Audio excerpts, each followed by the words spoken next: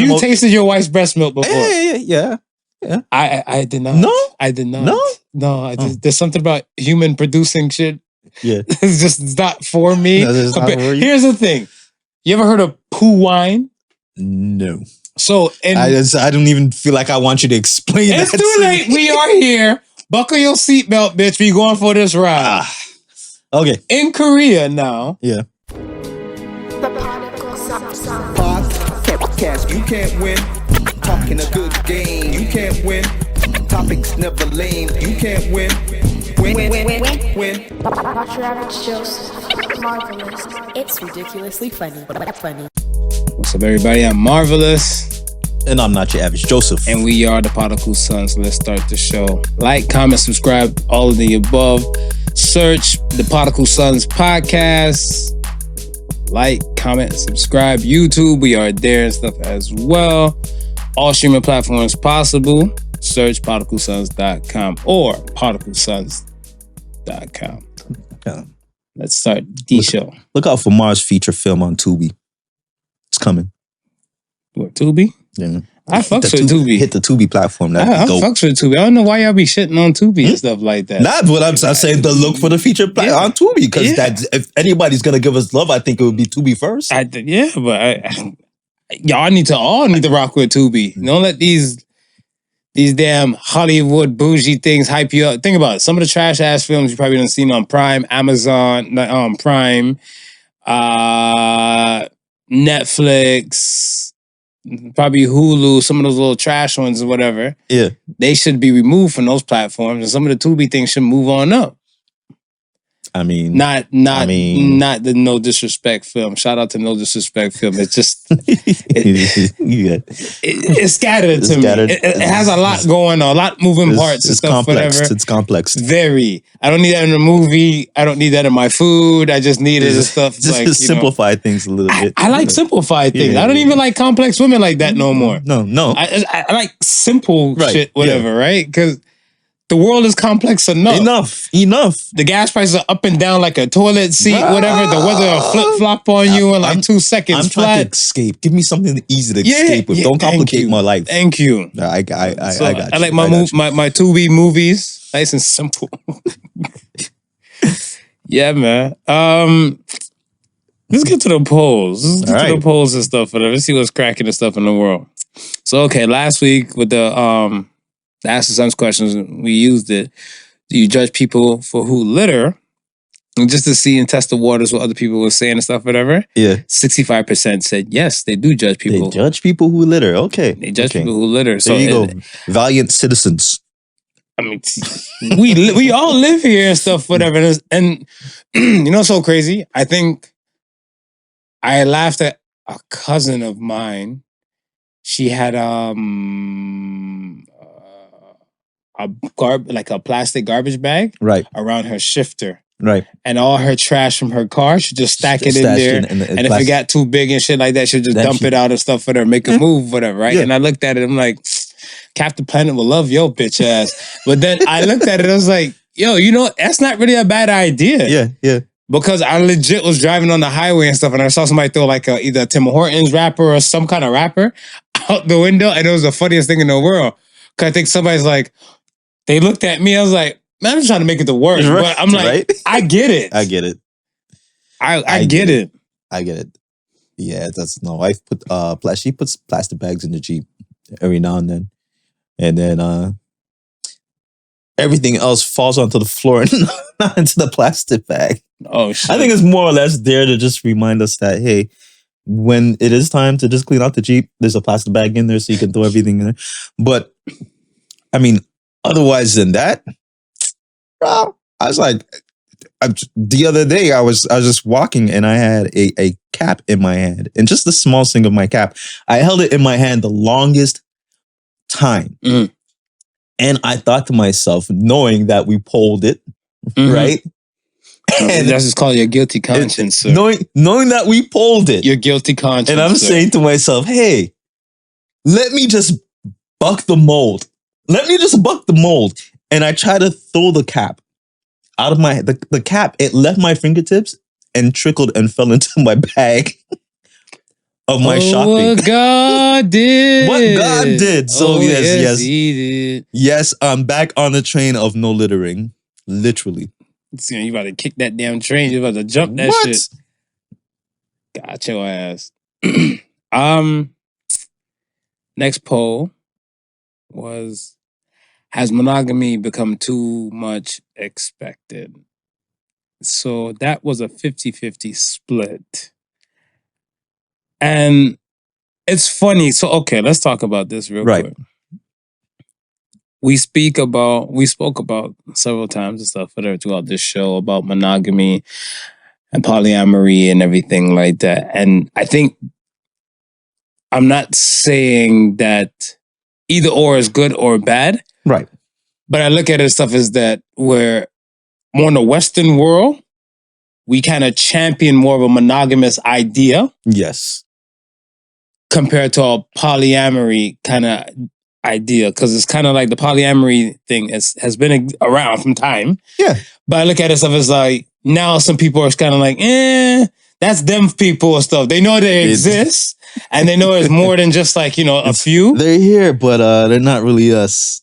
Right. So I look at it stuff as now, when I asked that question, I pulled that question probably like years ago, and I decided to bring it back because I was having a deep conversation and stuff with some women on the Wednesday. So we were talking about the love triangle thing first. Okay. So I'm like, who holds the most power in a relationship and stuff? The husband, the wife, the person on the side. Right. I just said the person on the side, and the motherfuckers is like, well, if the other woman and stuff is there, no. So I said, I never said the other woman.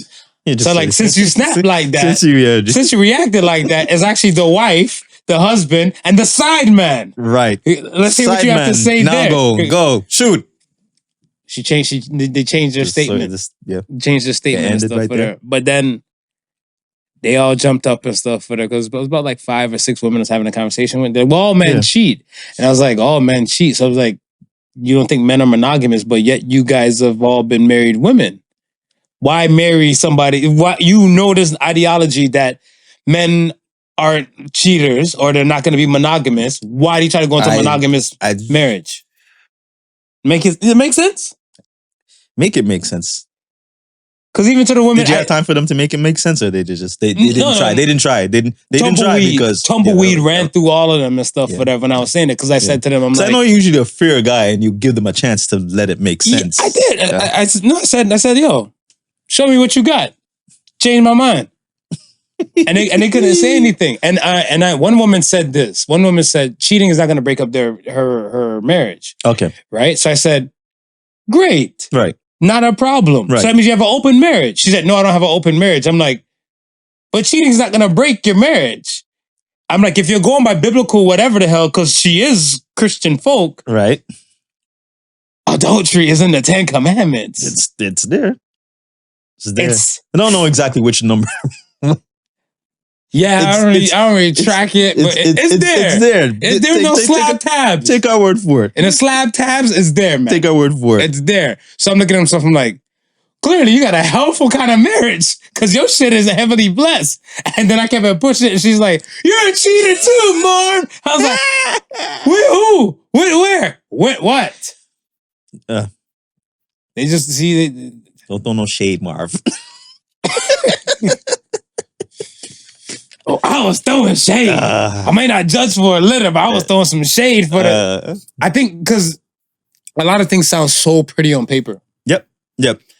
So, and people don't want to look a particular type of way or a particular type of image, but you like what you like and you do what you do. Yeah. If you know that men are going to cheat and you still choose to get married to a man, be prepared to make it to an open marriage. Be prepared. They're like, no, you don't want an open marriage and stuff for there. So like, no, you want a monogamous one. And then if the man cheats on you, you vomino. So this is when you're trying to get your half and stuff and run for the hills. Run for the hills. I found my new hustle and stuff. If worst case scenario, like I don't be what I'm being and stuff with the women dance. I think like 40. Yeah. I think if I'm like 40 years old, if I don't get too far with a relationship type of thing. Right. I'm just gonna get into the pool making business. The pool making business? Pool, like the aquatic pools for the houses. Yeah, you're gonna be like the pool kings? Yeah. Because I noticed this stuff, whatever. Like if like we're gonna be like the pool kangs.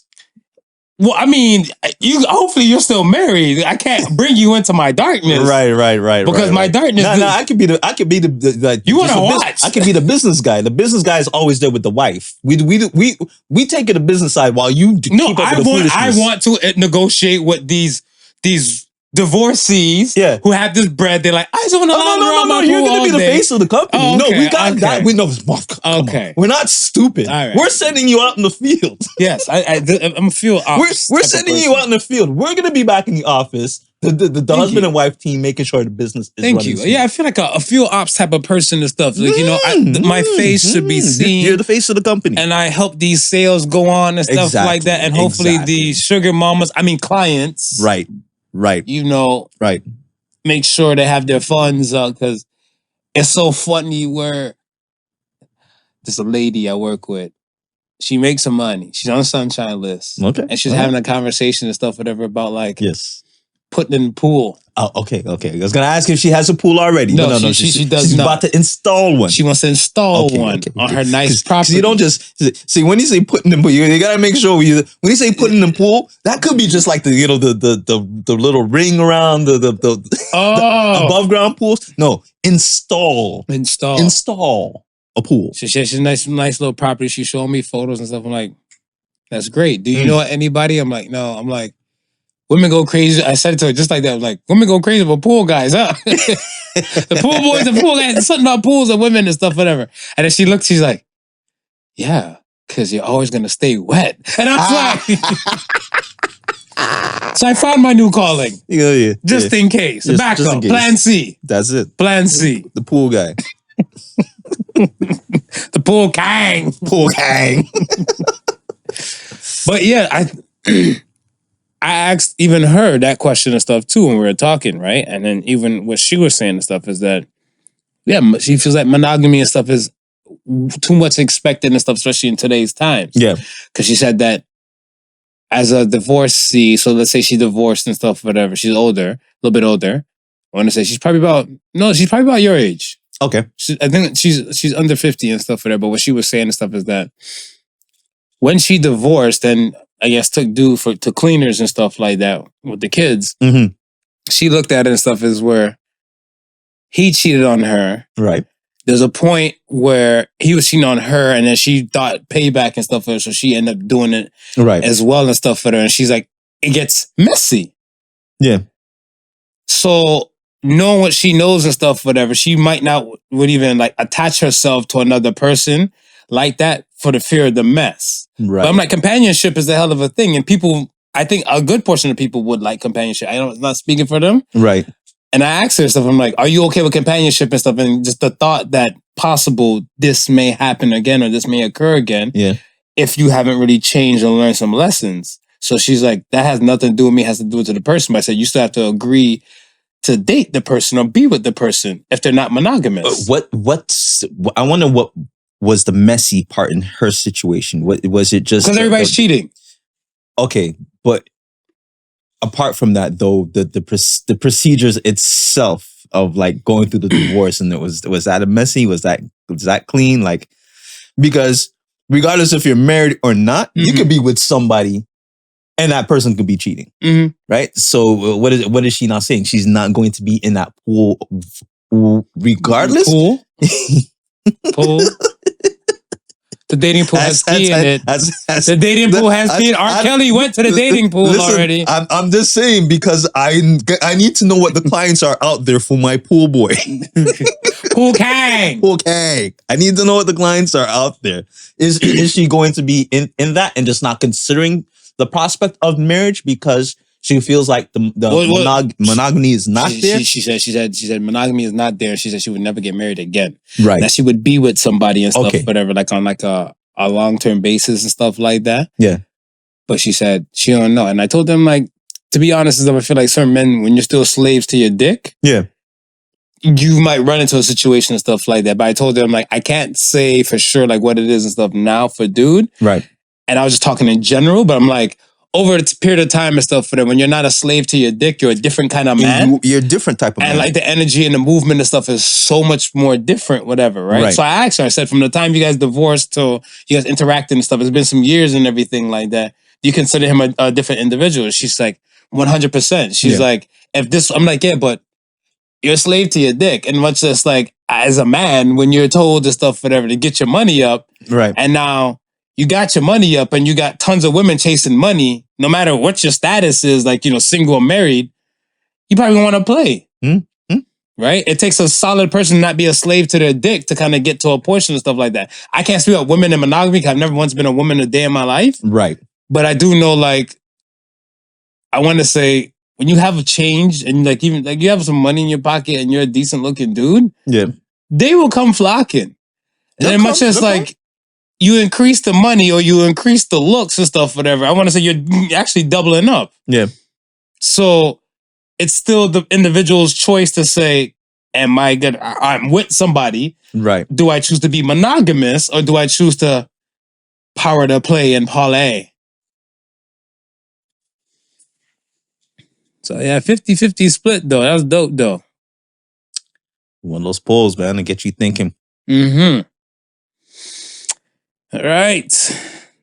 What do you want to talk about today? We started with who are we starting with? Oh, you know what? Okay, I want to talk about this Ashton Kutcher shit real quick. Okay. So Ashton Kutcher, the Mila Kunis. The apology? Well, yeah. Let's say just the whole. Okay, would you write a character letter for someone?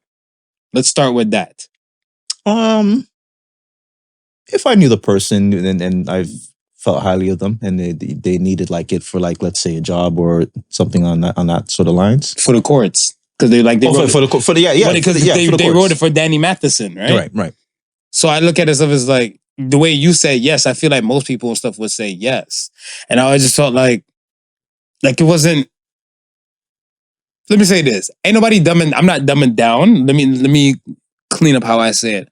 I'm not dumbing down to the victims and stuff that, you know, for the situation and stuff took place with him or any, you know, something along those lines. Yeah. But I do look at it as stuff as where they don't, let's say Ashton Kutcher and Mila Kunis don't know victim compared to they know Danny Matheson. Right. This is a person, there was their co-worker, possibly became good friends with them. Yeah. On that 70s show. Yeah. You know what I'm saying? Yeah.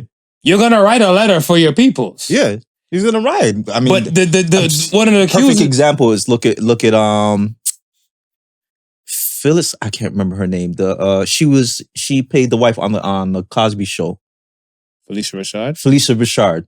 When she was writing for Cosby, hard when she wrote a letter for him? She didn't write a letter for him, but I mean No, I mean she was like aggressively on like TV talking that shit like, nah, this, that, and the third. Like, you have a coworker, you're with somebody with a certain amount of time. You develop a bond with that person. I'm not saying that, but the letter means a lot more because it's kind of like, yo, I can tell you. No, for sure the letter means a lot more. I can tell you, come to my job, there's job openings. Right. Compared to like me putting my stamp on your resume and stuff, whatever. Because now I'm signing by my words. Right. Whatever. You know what I'm saying? That you could be like the world's shit employee. Then looking like, you know, tarnish my reputation. And I felt like when it came to the accuser, for the Ashton Kutcher Mila Kunis thing and stuff, and I was like, let me say this. From what I heard their apology was, compared to what exactly, I guess I like honed in what they were said in this letter. Yeah. They weren't taking away that what they done. And they weren't trying to say anything to reduce his sentence. Well, I want to say they were looking like to have a leniency to a sentence and stuff for that. Because I look at it stuff as like, fuck, Harvey Weinstein went down with more women. Bill Cosby went down with more women and got more time. 30 years for 2 rapes? And there's actually one that they kind of convict him on. 30 years for 1 rape? I'm like, I don't know what kind of example is being made, but I feel like it's like, maybe because the Scientology side, and they're trying to like, yo, we're coming for you guys and stuff, whatever. Because I'm looking at them like, Harvey Weinstein had numbers. Yeah. And his years is way less than Danny Matheson. I mean, again, who's got more stock? Harvey Weinstein or Danny Matheson? I mean, but even if it's more stock in that, right is wrong. Right? No. Well, of course, because I'm saying, we know that. Yeah, that's what I'm saying. Like, rape not... is rape. So that's I'm looking this up. Like, celebrity man raped actor, raped women. Yeah, this is the list. Mm-hmm. Celebrity man raped women. This is the list. Yeah. How much time should both of them get? They should get it should be weighed equally. I agree. Yeah, 100%. I agree 100%. Money talks and everything else just bullshit runs track meets. I'm a fan of that. Whatever, but I think it's the backlash thing. Yeah. I think what the accusers trying to make it seem, and she was saying like Ashton Kutcher needs to know his place because she knows and Danny knows, but Ashton Kutcher's like dead ex-girlfriend and stuff like that. So I guess she's trying to blackmail him in the process too. Like, you need to know your place. Listen, man, you don't let this get too wild out in these streets. I'm just going after one person right now. It can easily change. I feel like it can easily change. That Scientology world and stuff, whatever. That world is, they have some. I'm telling you, man. When I seen Tom jump on the Oprah couch, bro, that like it's different over there. A lot of them is there. John Travolta, he's over there too, right? Mm. They don't got Tom Hanks. Yeah. They don't got Tom Hanks? I don't think so. Yeah, I don't think they got Denzel either. Yeah, okay. All right. Yeah. My goal is safe. My goal is safe too. Okay. That's what I think. Well, okay, would you if you were to write a character letter for somebody, right? Right. Would you be prepared for the backlash that might come after it? Because I know a dude, he wrote a character letter for a guy friend of his that actually was in a car accident. Yeah. So let's say it was, I want to watch how I say this because I think everything is still pending-ish. Right. But there's a car accident. One dude who was driving, there was 3 dudes in the car. One dude was driving. The one dude lost his life in a car accident. Okay. Alcohol was involved. Yeah. And jail time and stuff was to come up and everything like that. Right. So another friend and stuff wrote a character letter for that. Now, I told him, I said, what if your future, because you don't know what the future may hold and stuff, whatever. Yeah. I said, let's say he ran into a field of politics, because we were talking about the whole Political Sons episode last week and stuff, right? Right. You are running for, I told him, MPP, we'll say counselor or some shit like that, whatever. Yeah. And Mothers Against Drunk Driving come after you because they knew you wrote this letter for a person who was drunk driving and a life was lost. Right. Are you prepared to deal with that backlash? Because that might be a thorn in your side and stuff for many years to come. Yeah. Yeah. And he said, damn if you, damn if you don't. I agree. Yeah. You're a hero in one story and you're a villain in someone else's story. But I look at it stuff as where a lot of people today, they're not prepared for the backlash. Like I want to say, even with us sometimes, we joke. I say it in jest. Right. But I look at it stuff as where you can't silence me if I'm not having hate speech. Yeah. Yeah. So I look at it stuff as where if I do something and it pisses you off, oh the hell will. It's life. Get tougher skin is all I can really say. But then that's what I'm saying. When these things come out into the forefront on the public and stuff like Smooth, I can't believe you wrote a character letter for Dirt Baggio or some shit like that who done got like bodies on his record. Like, are you prepared to deal with the backlash? Yeah, no. And I think and that it's if I'm writing the letter, I've probably gone through all those thoughts and come to that conclusion that whatever comes from me writing that letter, I'm prepared to deal with it. And then because most people don't really look that far ahead. No, they don't. They don't, right? And then I think that's, and like I said, I've got to, before I even write that letter, I got to sort that out in my mind, right? And be like, yeah, even though this person may have done like this, did something wrong, I'm first and foremost, I'm not excusing what that person did. Right. Let this be known. I'm not excusing, what that person did. I just feel it was at that moment in that time that he's not the person what I'm describing right now to you. Yeah, the man the person man who I've come to know. Yeah, the person who I've come to know. At that, he was not person at that time. Take it for what it is. Yeah. See him in this light, how I see him, and then just leave it as card way. Now later on down the line, if it comes back to haunt me, I'm gonna be like, yo, I described the person who I came to know. I did not excuse or pardon what he did. Let's make it clear. I believe that was wrong. Yes, that was wrong. Facts. But that doesn't change how I feel about this person. He made a mistake. She made a mistake. They made a mistake. They made a mistake. Yeah. I when I looked at the whole situation, like from the information that I got, I get it. Yeah. I think the celebrity stuff is that the backlash, they weren't ready for the backlash, so they didn't really need to issue an apology to who the fuck are you? Were you in the court? Like, are you involved in everything like that? I don't feel like they needed to issue an apology, but I feel like even now, because, Ashton Kutcher is older than Mila Kunis, right? Mm. And when that 70s show came out, I think she was like 15. Okay. I think he has 5 years on her. Okay.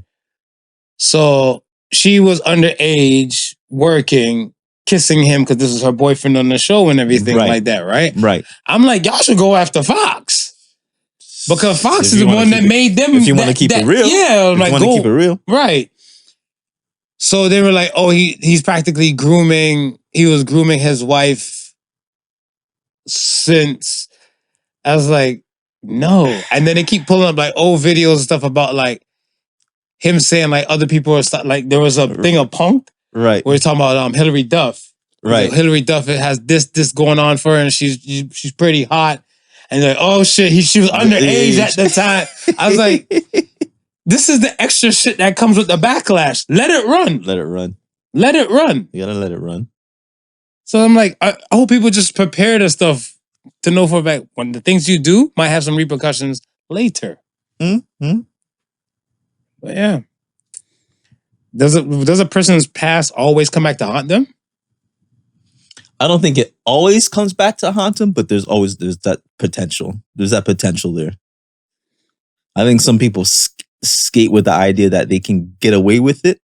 Yeah. And some people actually do, but I think, it's the cards are not in there for everybody.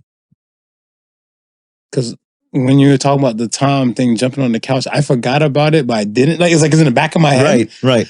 And I was like, I forgot he's in Scientology jumping up and down on Oprah's couch. No one jumps on Oprah's couch. Nobody jumps on Oprah's couch, right? It's like this is Oprah talking about. Yeah, it's like, damn, you know how much that couch probably costs? Like, you jumping on Oprah's couch for? I know you're Tom, but geez. I was like, that's always gonna come back to haunt him. But then again, I look at it stuff as where people can change. For sure, 100%. Because your whole being is supposed to evolve. You're not supposed to stay the same. And this is a part of the problem. People choose to stay stuck in their situation, stay stuck in their current selves and not evolve.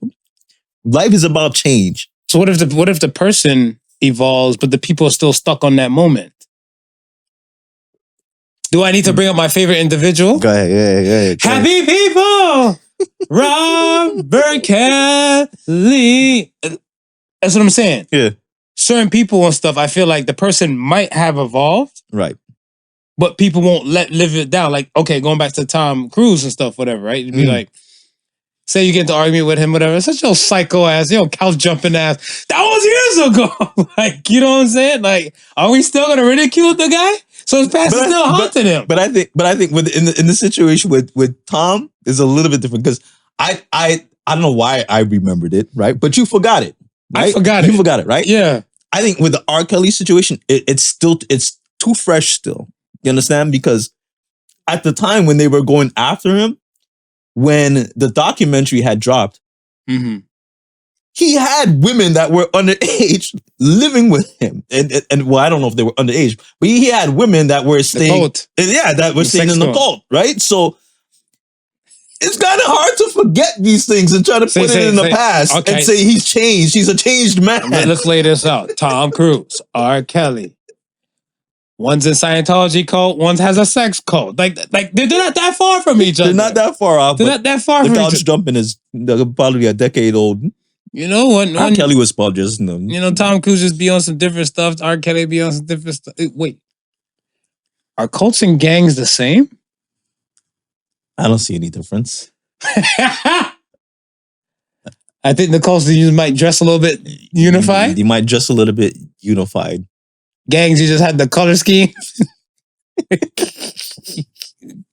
There's no difference, huh? No, you got a leader. You got step down from there. You got your soldiers who are in the ranks, and I don't think there's any difference. Just like whatever the Kool-Aid is that you're selling or you're giving. That's the only difference. Different Kool-Aid, but same formula. Let me ask you something. Do men have high or low expectations when it comes to people around the world? And what I mean by that is kind of like, now you know what you know of R. Kelly. Yeah. Right? Or now what we know of R. Kelly. Right. Are your expectations for him high or low? Like, do you feel like he can just do a turnaround? Or like if you hear R. Kelly and stuff, you see R. Kelly in the car with a woman that looks questionably young and stuff, whatever, you're like, I figured this. Like, you have low expectations. I actually have high hopes for Mr. Robert Kelly. Okay. So is your high hopes, high and low expectations based upon contextual? Based upon that whole, just what we're talking about, that whole like growth, like the whole growth thing, right? Like, right. You come to expect that.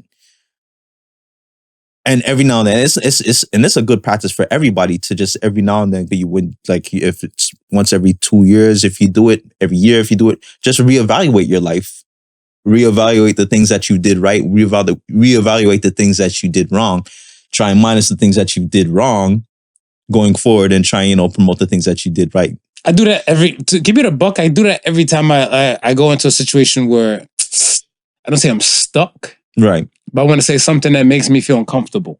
That's a good practice. So I don't really wait till like say, oh, it's my birthday. Yeah. Let me do some edits of some shit I probably fucked up on in October of 2022. Right. And then now my birthday and stuff is April 2023. And I'm like, I should go back and look at that. And like, when a problem or whatever situation arises, I try to look at it and stuff like, is this a constant for me? Like, like everything. Yeah.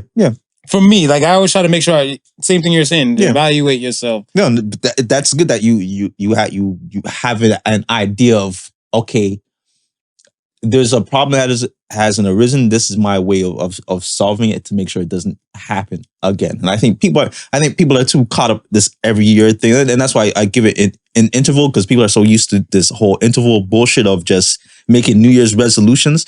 New year, new me. Yeah. New year, new me. New year, new me. You say that, but you don't ever say what was wrong with the old you. You don't ever profess what was wrong with the old you that you got to change. So how do you know it's gonna be a new year and a new you? Would you say that people should be saying that out loud when they say the new year, new me, like they're bads, they're former bads? Yeah. Well, what was it that the old you that held you back? Like I said, minus those. What was it that you enjoyed about you that whole entire? Promote those, and hopefully you promote more of those going forward. I like that. New Year's New resolution. What was bad? This, that, and the third. Yeah, but what was? How was you that affected it, or how did you? Can you control it? Can you change it? So in your case, it's still contextual. Like put a context by the situation. Yeah, definitely the situation, and hopefully that you're learning. And I'm hoping that he's learning. He's learned. Now, that can only be my hope. Okay, right? Like I'm more on the positive side than I am to say that I expect this of him, because it's been a while that he's had this on him. Mm-hmm. You know what I mean? It's not like we just found out the years ago when they really started going down. No, he's had this. This has been before the tapes. Before the tapes. So I'm like, okay, you've exhibited this behavior for so long. Like, at some point, you've got to. I have to believe that you got to come out of it. So you would have high expectations for him to kick the habit. Yeah. And what if the proof is in the pudding that they haven't? Have you still changed your expectations on this person? Well, then it's just, like just shot. Maybe he just needs more time. I don't know if it'll happen in his lifetime. I don't know. I don't know at that point. Because we just finished speaking, like, some of the problem with men and the fact that they cannot live a monogamous life is the fact that they're still controlled by their animalistic nature. That's that's the part of them that they can't overcome, right? Mm-hmm. And it's like, it's like. And until he overcomes that, he's gonna like a specific type. A specific type is gonna turn on his animal nature. You know what I mean? Okay. Do you have high expectations that pertain to your wife? And like when it comes to, let's say, I guess, arguments, because you've been with your wife and stuff for years, right? Right. You know how like her highs and lows and stuff were certain type of, I would assume her triggers pertain to certain type of things and stuff, whatever. So let's say you get into a conversation or argument and stuff pertaining to, I don't know, whatever her triggers and stuff may be. Do you have a high expectation that by now she'll understand the concept and stuff of like, it's not really that serious? We have low expectations and stuff, be like, she's going to go about her business, yell till her blood vessels pop. And we're just gonna wait till the calm comes back after the storm. Oh no! Yeah, there's certain things that you've accepted based upon. So you have low expectations then in that situation. Yeah. It's not. And I wouldn't. And it wouldn't be. I don't know if I would consider it a low expectation. More of an acceptance of this is how you choose to deal with a certain situation. And maybe that's the best way for you to deal with that certain situation. Maybe you need to. And I have to learn that about my wife, right? It's like certain things. It's not comfortable for her to let sit, right? And if she has to vent it, I have to say, okay, you know what? Let her vent it, right? And it's because at the end of the day, if it's gonna be her peace of mind, I'd rather bring her peace of mind and she can be within herself after she does that, rather than she sits with it for hours. Hours becomes days. Days becomes, and it becomes this negative feeling. But feeling, everything else starts building up with it. Let's say your wife doesn't like dogs, right? You offer the dog sit for somebody who's dying or some shit like that, whatever, or going through some cancer stuff and treatments, and at this time they can't take the dog and stuff, whatever. Right. And she's highly upset and stuff for that. And she's giving you a PowerPoint presentation and stuff, why she don't fuck with dogs and why Pussy Willow reigns supreme around these parts and stuff, whatever. Right. Pussy Willow Joseph is his cat. Right. So now I'm looking at stuff now. She's warring and stuff, or she has these feelings and stuff about it. You're still going to do it. Yeah. And everything like that, because you're doing it for a noble cause. Right. But do you tell her stuff like when she starts to be like, since you got low expectations, you might as well get it all out your system and stuff like that now. Or you're just hoping that she might not blow up because she knows of the other person going through some chronicles. And, within the goodness of her heart, just...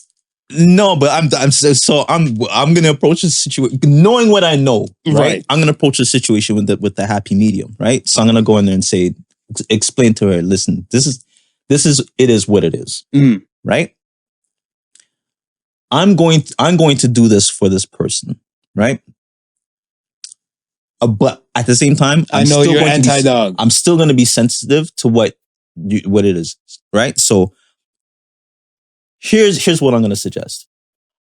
I can separate myself from you to house sit and maybe possibly pet sit, house sit and pet sit right over here. For the time being, are you willing to accept that? Because now we have to have a happy medium, right? And I believe in my mind that she would be willing to accept that. And if she's not willing to accept that, she'll say, no, just stay here with the dog. She will make that happy medium. Okay. You understand? Okay. But if I'm not going in there with the authoritative view that it's either my way or the highway. No, I mean, no. I understand what you're saying, but I'm not going in it with that type of view because I get it, right? So that's what I'm saying. Like, well, you guys are a partnership anyway, exactly. Right? So you wouldn't really go in it with that kind of angle. And it's just the situation and stuff is that you know you and you know your partner, or you know you. And you would hope the best for said person. Like I said, that's why I said the main base question and stuff is like, do men have high and low expectations of other people in the world? Right. Because again, besides you, outside your body, your wife is another person and stuff in this world. Right. Your children. Right. Like, do you have a high expectations for your kids to do good or bad in school? Yeah. Like, do you? But I have high expectations for my kids to do well in school, right? Okay. But that's based upon, like, I think every person's or every family or parent's dream. Sorry, every parent's dream to see their kids do well in school, right? But some parents, but I'm saying some parents. I know a lady. Yeah.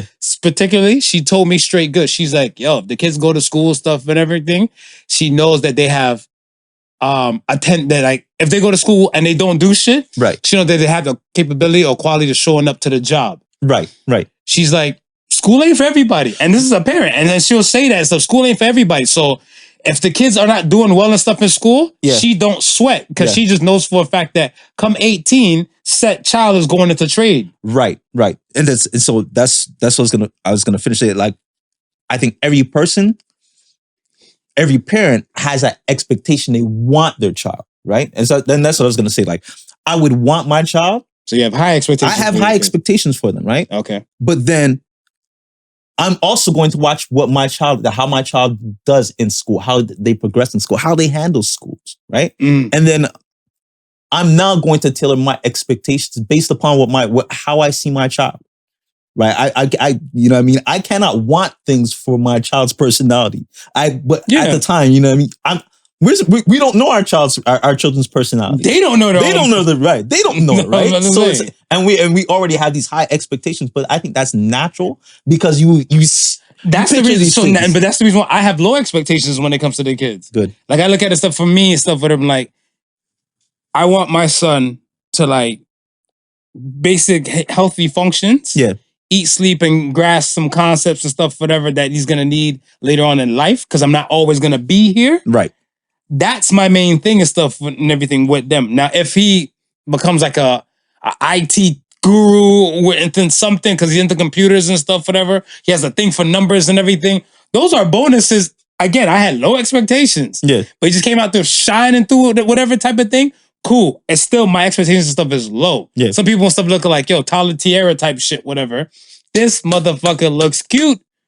We gonna make him to a pageant type of kid. That means they have high expectations. Right. Their kid doesn't win pageant, whatever. What's wrong with you? No granola bars for a week. And that's what I'm looking at and stuff. A lot of people and stuff have high and low expectations and stuff. Now I look at it, I used to say like people, it's so different for women, which I'm understanding and stuff now. So that's how we don't really want to speak up on it unless we have another woman on the show. Right. But I know for a fact and stuff that as a man, there's certain things and stuff that I feel like men, either we've been beaten down for so many years or we've kind of made like low expectations. Like I heard a man tell me straight goods. We don't argue with women. That's what we have whiskey for.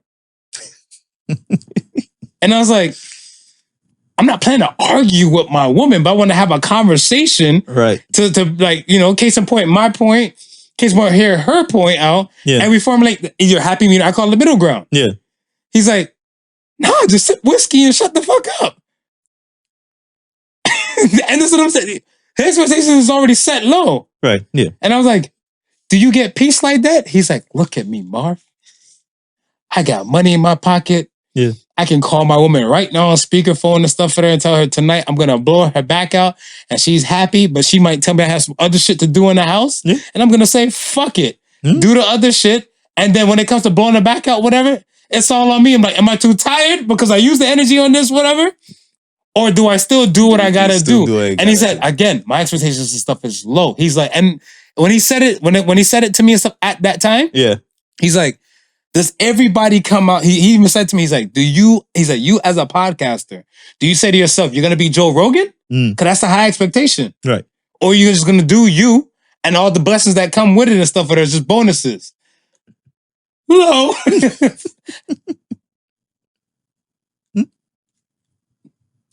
Like, do you have high expectations for me, like pertaining to producing podcasts, or you have low expectations on me? No, I have high expectations for you. You want too much from me. That's what your fucking problem is. I have high expectations. That's what your problem is. I give you gold. No, man, and you do. I want to give you third sometimes. Well, you should ask me now. Here's the follow-up question. Do I think that you follow up with the expectations that I put on you? Of course, without a doubt. That's not a follow-up question. That doesn't need an answer. I expect greatness. You put forth. That's all. That's it. I just find it so different and stuff that, like, you know, like I said, it's just like, why be good, go be great. But I feel like even like when you and I, we have these conversations off air and stuff, even about like the whole sage shit, sage and hermit type of thing and stuff, whatever. It's like, I feel like even in that little quest and stuff, I would feel that you'd be like, oh, there's always going to be stupid people out here. So I might as well not set a bar up to saying like, I'm going to run into like some intellectuals since the ratio of stupid people is higher. So let me just coast with it on the low side. And then when I meet an intellectual in between, or I find a diamond within the rough, I'm grateful for it. It's a bonus because I'm not looking out here. Like, I think a lot of people are looking out here with expectations set way too high. Too high. And then when they're not where they need to be or where they want to be and stuff in life, they're looking like, what happened? It's a problem, right? That's a problem. Yo, do we need goats to make the impossible seem possible? And I say that because it's kind of like, all right, let's say we have, let's use Martin Luther King. Okay. Martin Luther King is a great man. Yes. Was a great man. Rest his soul. He's done things, I want to say, he's paved some ways. I'm not saying the civil rights movement wasn't there before him. Right. But no, he's a big influential component where I want to say a lot of the major changes happen, right? I want to say during and after his time. Yeah. Right? And I look at it where he set a bar. Yeah. Yeah. So I feel like he set a bar. He'd be like, oh shit, it was impossible before, but this person, MLK, has made it the impossible seem possible from the strides and the stuff that they've done. Obama as well. Like, you know, who would have thought you got a black president? You know, certain type of things. So I feel like, do we need goats to make the impossible seem possible? No. Ooh, talk about it. No, because I mean, at the time they're doing it, right? What would you consider them? They wouldn't be considered a goat at that time, because we would not know where their life is gonna project to, or where whatever they're doing is gonna take them to, right? So, no, I think anybody has a potential of doing great things, and it doesn't have to be you don't have to be someone spectacular to do an impossible feat. Now, if you're like in a specific discipline, and that discipline is of like a high caliber, right? And you set a bar that seems to be unbreakable, then you have somebody who comes around like 20 years later and like breaks that bar, and not only breaks that bar, but sets numerous of records and establishes themselves of being like the greatest in that field. Well, then I think then the two of them kind of go hand in hand. You can separate them. The two of them kind of going hand in hand because you can be the greatest in the field, but not do any things as far as a spectacular feat. Maybe set a few records, but just know that those records at some point will be broken by somebody else. And then you're no longer the greatest of all time. I feel like it's when then what are you doing? And then your tenure, like the time frame and stuff, whatever. Yeah, right? Like I look at it as like say when it comes to athletes, I feel like athletes have like a specific time their athletic capabilities are in their prime and plus. Right. Right. And then again, someone else will come along and stuff and do the same thing and stuff, whatever. Right. I just feel like there's certain people where, let's look at Usain Bolt. Let's say if Usain can run 100 and stuff, whatever, in like 10 seconds, right? Who was doing it before? And then how fast was their time and stuff before? So if they're before they're running 100 in like 13 seconds or something like, I'm just saying like way back. Right. If they're doing 100 meters and stuff in 13 to 14 seconds and stuff, where they set a bar. Yeah, for sure. And the fact that they set a bar now and stuff, do we forget? And if we don't forget who they are, then they've been goated. In local terminology. Right. Yeah, whatever. Well, I was gonna say, yeah, we don't, I wouldn't say we don't forget who they are. They've been goated by somebody else, right? But then we can't take away that feat that they did. Yeah. Right. We can't take away that feat. So, especially if it's like especially if it's like when you say tenure, especially if it's a record that stood for like such a long time before it was broken. Well, even if we came up with a damn new remix to like soccer, baseball, socket ball. I don't like how that sounds. Oh, yeah, no, socket ball, like yeah. That sounds painful. But if you came up with a new kind of sport or a game or something like that, right? Yeah. And you started afresh today, yeah, it's only a matter of time and stuff that someone else will get wind of it, probably do it, and probably even do it better than the person. I feel like we live in an information age now where before we weren't. And so it was hard for certain information to kind of travel through. Right. So let's say if there was a guy in like backwoods China somewhere, he was just practicing and he was able to do, like, let's say in 1985 or something like that, he was able to run 100 in like 12 seconds. But the record at the time to everywhere else was 13. They're like, no, he can do it. Like, we'll clock him. He'll do it and stuff. And be like, okay, so now we make him the new bar. Okay, here's one. Who do we defeat, right? Who's more responsible for the feat? The greatest of all time or the innovator? Because let's go back to soccer, right?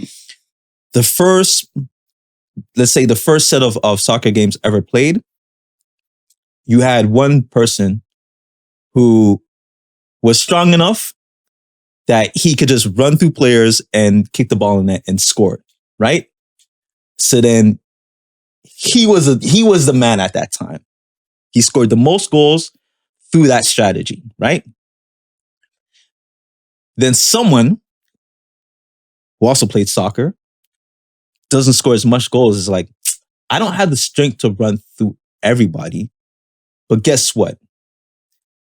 What if I play with the ball and start going around people instead of trying to plow through people, right? So now, instead of plowing through people, he realizes he can shake people and fake people out, get a clear shot to the goal and score a goal. So now that's his thing, right?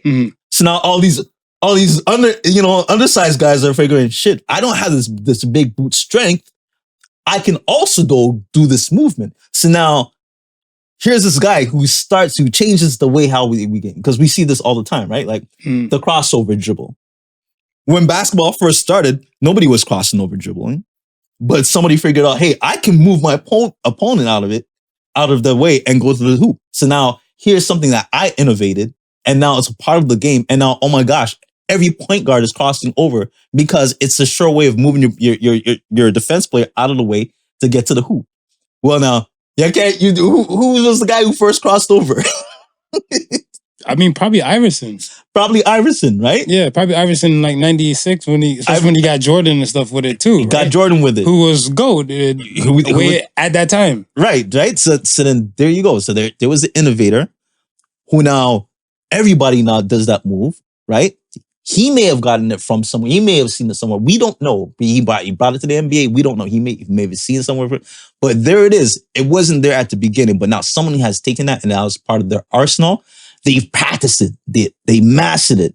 And now they're great at it, right? And now it's like, okay, shit, I got to have this in my arsenal too.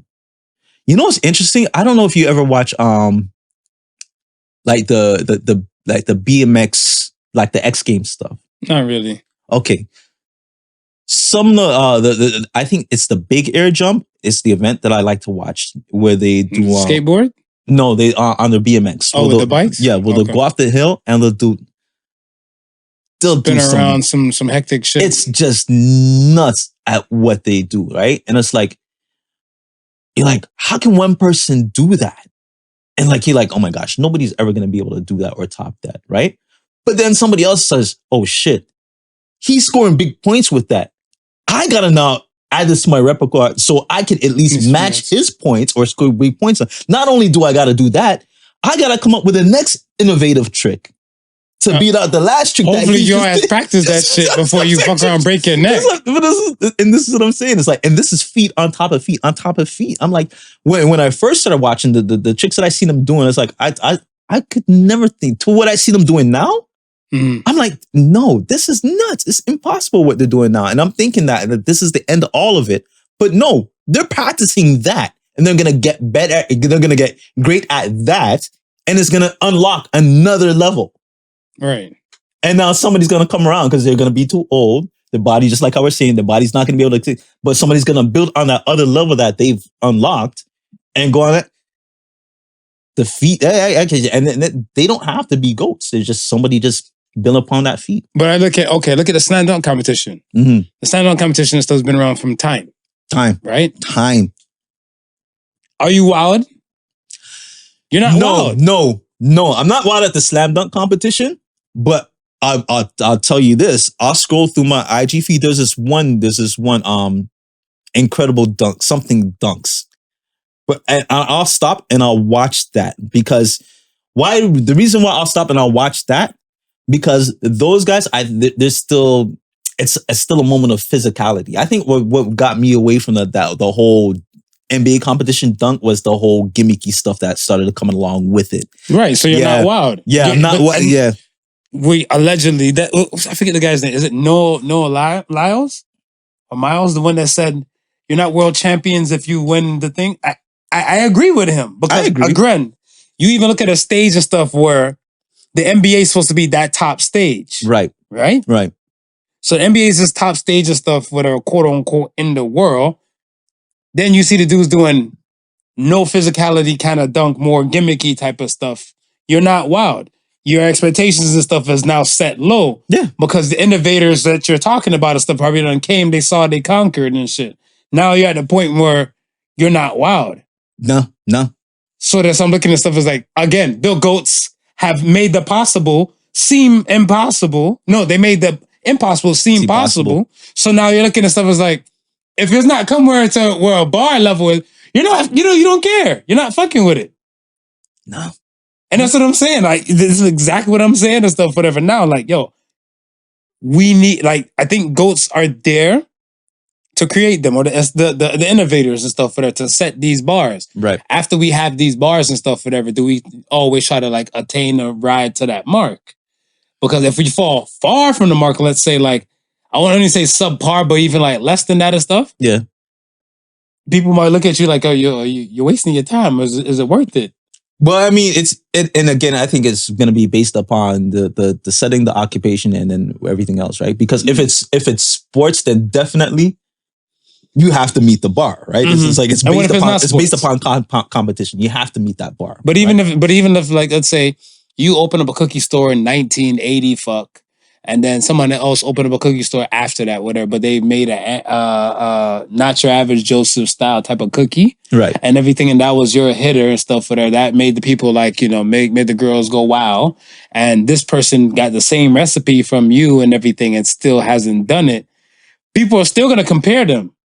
Yeah. Because it'd be like, yo, this is the not your average cookie sold then. This is the not your average cookie sold today. And I don't think you can ever possibly stop anything. And I don't think you really can't focus on that at that point, knowing that at some point you're going to be copied. You just have to keep doing what you're doing and then rely on everything else that you surrounded on to help get your cookie the way it is, right? So the cookie is great, but you also provided extreme customer service and you built up that fan loyalty based upon the experience of the cookie. Focus on other things and stuff around the journey. That's why they always say the journey is more the journey instead of the process. Yeah. Because you along your journey and stuff like that, like you've kind of acquired other type of things and learned other skills and other things and where 100%. People 100%. connections and everything just so much different. You're still, I think fundamentally it's still two bake shops. Yeah. But at your time you could have been acquiring other experiences, meeting other people. They probably told you other ingredients to kind of add and made everything a little bit different. 200 bars in the city, they all serve the same drinks. You go into that particular bar because you love that experience. You like the people who are in that bar. You like the patrons, the people who are serving you in that bar. Mm-hmm. You can go anywhere else and get that same liquor. Screwdriver, yeah, basically. But, you know what I mean? You can go anywhere else, but it's because you're loyal because they provided that experience for you and you like that experience. You don't need to go anywhere else. So you, like you said, like competition will be there, but like, if you provide somewhere in place for someone to stay and feel comfortable, they're not going to go anywhere else. I like how you said comfortable, like the real way, the right way. The right way? Yeah. One more thing I wanted to talk about. How do you feel about that married couple's opinion on breast milk? You heard about it. I seen a parody. You seen the parody. I didn't see a parody. How do you feel about that? Would you drink human breast milk over cow milk? Keep it a buck. Over cow's milk? Probably. I heard the regular milk, I heard the breast milk tastes like almond milk. And I was like, I didn't like the almond portion of the milk. So I was like, suspect. Yeah. The suspect milk in your breast. Well, because I looked at them like, and I feel like when mothers, they breastfeed their kids, it's like a bonding experience and stuff going on between them. Yeah. Right? Wouldn't you want to bond with your significant other a lot more? I mean, yes, it's a bonding experience, but it's also done because don't be a hater. Babies can't just physically nam solid food with the no teeth that they have. So, I mean, yeah, but you don't need teeth. Do you need teeth for milk? You gotta liquefy as I say, you gotta liquefy the diet. You know, he's like, no, but that's what I'm saying. Like milk. There's a grown man with strong, healthy teeth that can do carnivore things. You don't need to be sucking titty milk. Oh, I thought you said you need to be sucking titties. I was about to say, hey. No. Titties are still there. Titties are still there. Speak for yourself. The milk, on the other hand, there's but milk does a body good. Isn't that the slogan? Does the body good. So, I think, yeah, I mean, you follow. Have you tasted your wife's breast milk before? Yeah. I did not. No, I did not. No. There's something about human producing shit. Yeah, it's just not for me. No, not for you. Here's the thing. You ever heard of poo wine? No. So I don't even feel like I want you to explain. It's too late. We are here. Buckle your seatbelt, bitch. We going for this ride. Okay. In Korea now. Yeah. They make this thing called poo wine, and they take what they said the diet of like a 4 to 7 year old. His diet is not as much as compared to like an adult that might eat more fast food and everything like that. So they take this shit. Grades of poo wine. Yes. They ferment the fecal matter into a drink, and now you're drinking poo wine. Let me tell you, when I saw that documentary, I gagged. I don't know how you could pause. I'm gagging in my mind thinking. And I was like, they think a 4 to 7 year old has better stool than an adult. So that's what I'm saying. You are with what you eat. Most of the cows today, they get like a set kind of grassy type of area, same kind of turf space to eat. You know they diet. A lot of these humans now, diets all over the place. Are you on keto this week? Are you eating Whole Foods? Are you eating no frills? Like, what are you doing? No. So then, therefore, are you trusting this woman's breast milk like that? I'm with my wife. I'm watching what she eats. And you're watching what you say. I'm watching her diet. Be like, yo, your breast milk tastes kind of spicy. Have you had jerk? Yeah, jerk. You had jerk recently? See? Okay. Missed out on some seasonings. Let's get to the question of the week. All right, we're here. We are here. Question of the week says, does embarrassments come from integrity? Yeah. You think so? Well, because I think some people, I feel like, I would say yes to like, I used to think yes full-heartedly. Yeah. But I remember, like, let's say, for example, you had something embarrassing that probably happened to you. Now, who you are now, right? Because I want to say we speak so freely here. So it's kind of like your world might be conditioned to have these open conversations everywhere. But think about the average person. Average person and stuff might not be so open and willing to share an embarrassing moment or embarrassing story in their life to someone that they don't know too much of. Yeah. So I feel like, would you say that they don't have any integrity then?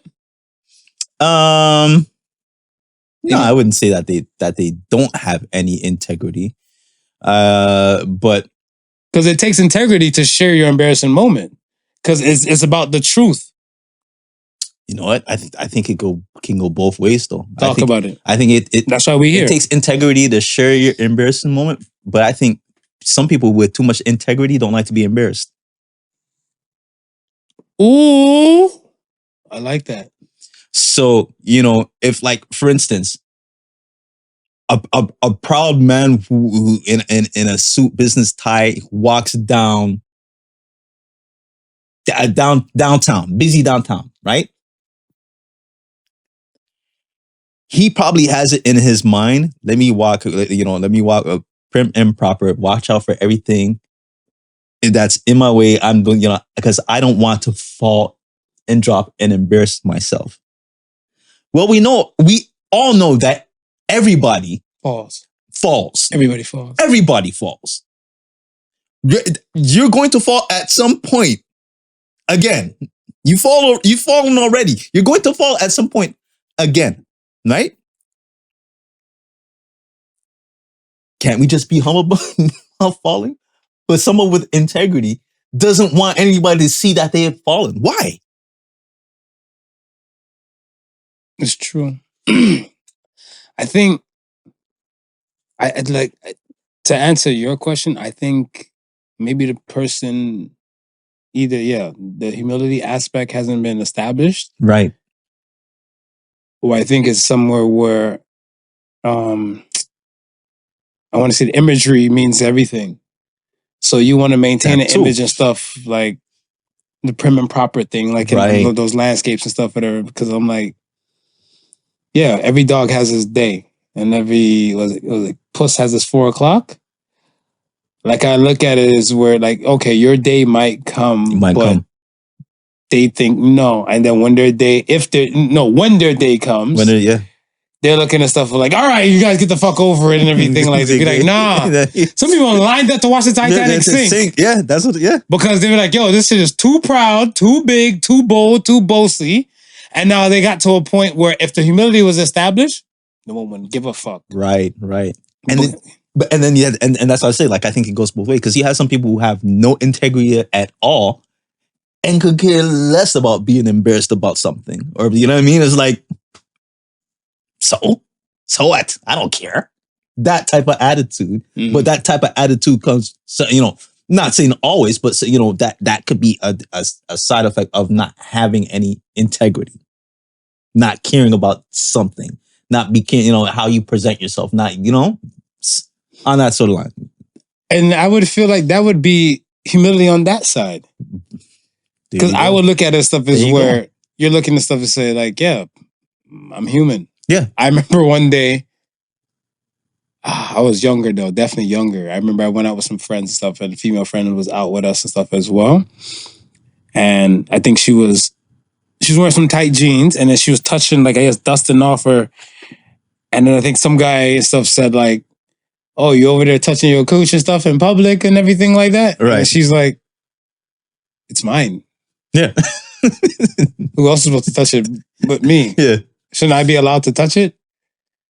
And the guy, he just didn't know what to say to that or whatever, right? And I'm like, yeah, again, people want to line up, see Titanic sink, but then again, like, she's humble enough to know for a fact that, like, no, like, I was eating some shit, dusted all over me, right? Dusting myself off. She's like, I just felt like more kind of got caught in the crotch area and everything. And the other female friend of ours, she's like, it's because you got that fat cooch, girl. And then we're all laughing at it. Yeah. She's like, that's the reason why things get caught up in the creases and stuff more. And it was funny. And I was like, yeah, not everything has to really be a spectacle. No. But then again, when you don't have the humility, or people think you don't have the humility, that's why they make it to a spectacle when it might be of your shortcomings. Yeah. It might be a shortcoming more than an embarrassing moment and stuff, whatever. But I think because most people think on the extremes, right, they would look and say the embarrassment type of thing. Yeah. Well said. Let's get to the acts of sons. Ask. All right. First acts of sons comes from SunSmile. All right. What are some really bad common life choices? I got one. There's too many. Living beyond your means. Living beyond your means. Yes. I said the comfort zone. Yeah. I said the comfort zone and stuff, because I feel like, yeah, there's great things that happens outside the comfort zone, but people just don't want to fuck with it. So those two, that's it. That's some. Yep. Sweet. Baby.Ce. Baby.Ce. What is a compliment you will remember till you die? Let's say this shit. This is from you. I know mine's. You know yours? I know mine's. Because to this day, I think about it and stuff, whatever, too. Like, I feel like Idris Elba all over again. Go ahead. Mine's is, I had I think it was my grade 2 teacher. Okay. She had told my mom, because I always had curly eyelashes. So she loved my eyelashes. She told my mom, she went, oh my gosh, there's somewhere right now, there's some little girl crying because she doesn't have her curly eyelashes because your son has. Second grade teacher. I just be saying that with my eyes. I am not mad at that. I am not mad at that at all. I want to say, so for me, it was an ex-girl of mine where we dated when we were in high school. And I want to say when I came up to Canada and everything, she moved further down south. So we both grew up in Cleveland, and then I moved to Canada and she moved to the Carolinas and stuff like that. Okay. And then I think one day my mom told me, like, oh, one of your old friends called, said we were looking for you and stuff like that, because they still had the house number and stuff at that time. Yeah. And I had took we swapped, she gave me the number and stuff, whatever, and I called the person and stuff when I was talking to her. I'm like, yo, you found a way to find me. I'm like, and she said, you're like a vibe I can't find anywhere else. Wow. Yo, if she's shooting her shot, this is the hoop. This is the hoop. She done struck off 2 defenders. She done dropped back to the 3-point. Just the hoop. Just the hoop. Shoot your shot right here. That was the best compliment I've ever received. Other than that, you can call me Midget Idris any day of the week. Any day. Or Midget Alvin Williams. That's my guy, man. Shout out to blacks. I was looking at my brother and stuff, whatever, the other day. I had the photo and stuff somewhere in my phone. I was like, shit, I miss you, Al. Us brothers need to stick together. Need to stick together. It was, see? Tender family moments. Yeah.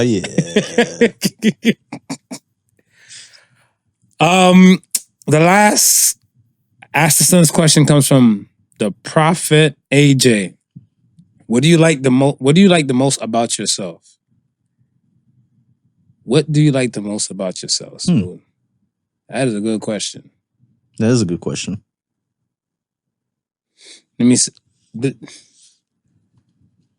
The most that I like about myself is that, and I feel like, I don't know, I feel like some people dislike it, but I love it about myself is that the fact that I'm analytical.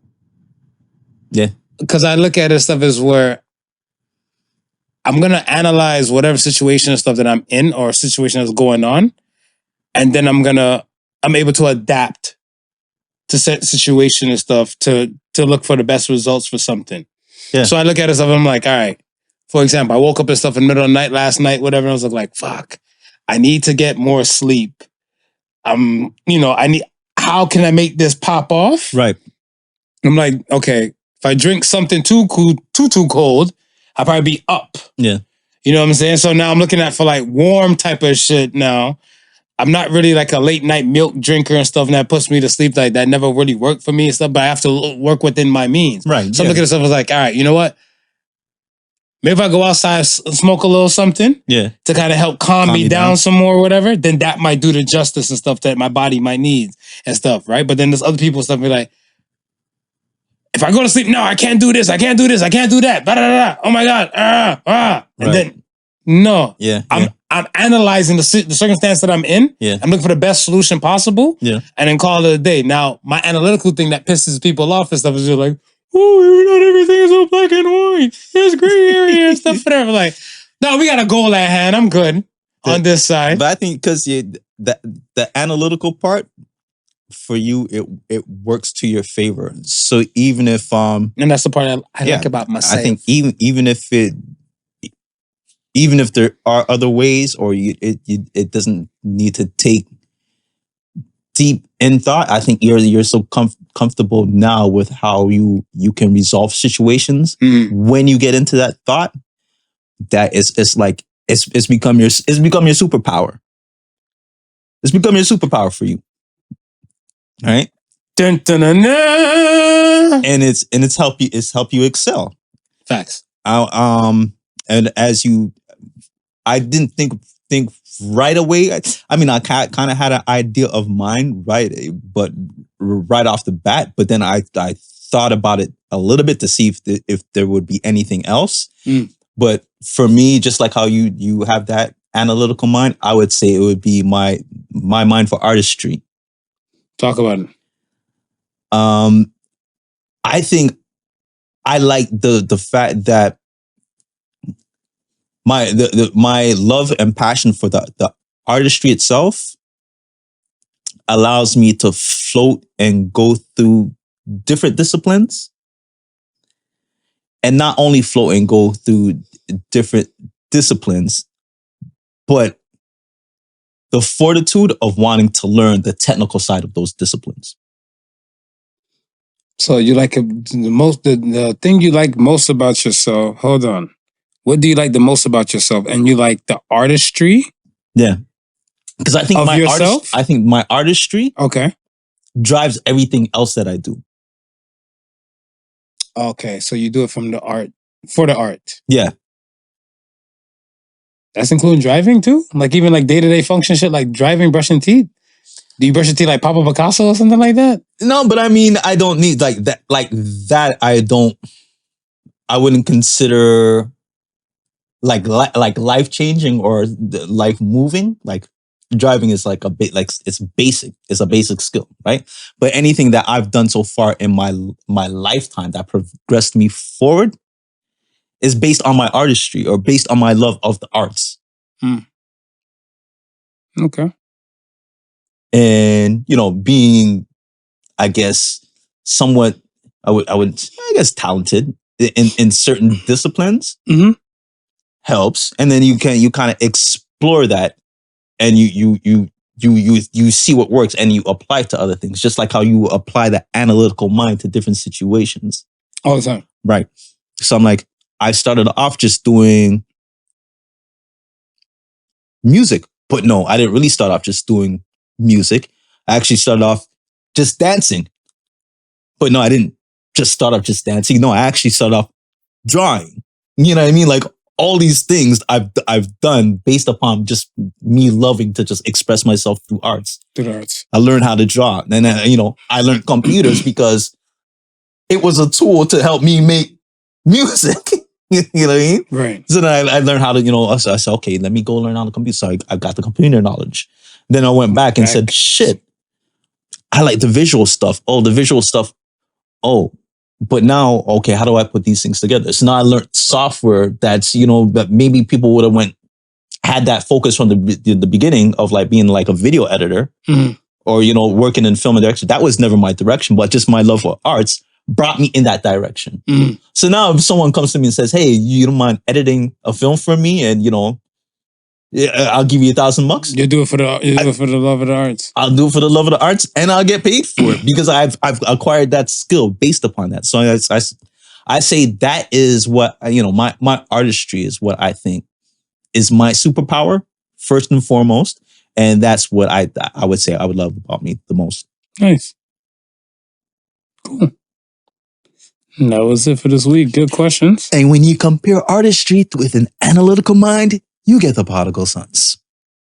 Political sons. I'm running for office. Stay tuned. Sons. I wrote some damn compassion letters for some motherfuckers back then. Did you? You ready to kiss babies? Get at me. You ready to kiss babies? Because you know. That's almost like a prerequisite. No, I'm gonna have Joe Biden with me. I'm gonna let him lick the baby. He licked the kid like there was ice cream one time. I'm like, what are you doing, Joe? What flavor was she, Joe? Vanilla. Let's get to the So Say the Sons this week.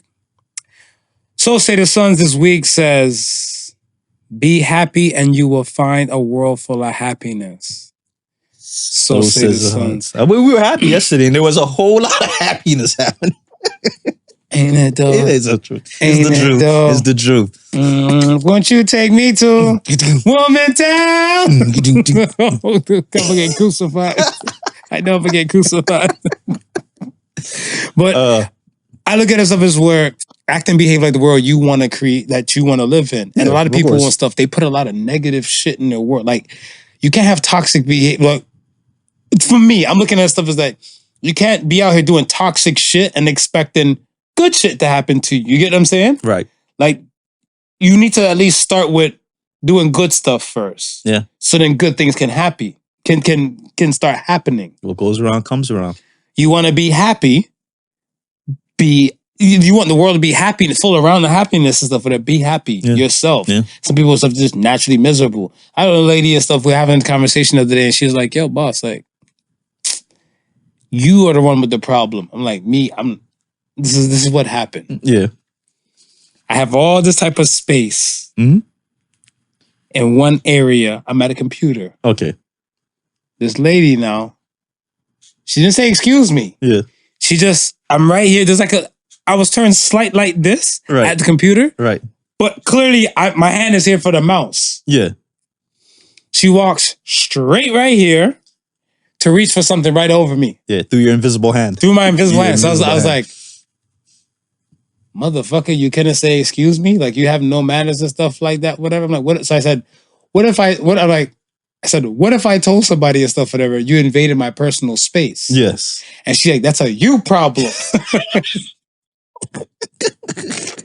I mean, it's your personal space. It is kind of a you problem, Mark. So I said, here at this facility of blank, blank, blank hospital, right? I can take that as #men2 sexual harassment type of shit. Yeah. And then she looked at stuff. She's like, "You're a man. No one will believe you." She walked right out. And then eventually when I walked out that area and stuff like that, she's like, "Remember, I'm a woman. I can do whatever I want. You're a man. You go to jail for whatever you want to do." That's like, "You're toxic." She's like, "Living in a happy place." I was like, "It's not gonna work out that long." But live, boo. Live. Go ahead, live. Go ahead, live. So yeah, man. You kind of like behave like you want to see the world you want to live in. I think a lot of people and stuff, their lens definitely needs to change, but the behavior and stuff as well. Right. You think, therefore you are, right? And actions speak louder than the words. So if you're thinking, eventually you might turn into doing. Yeah.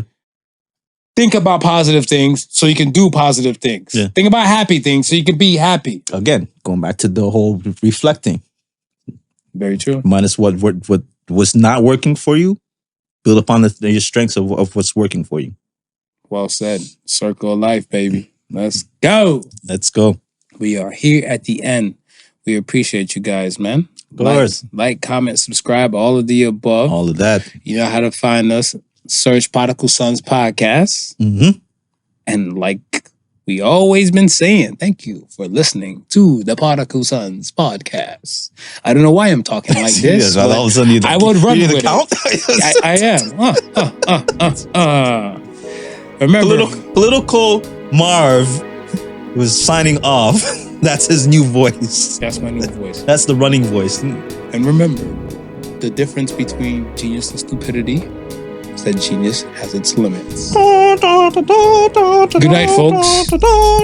Take care of yourselves. Is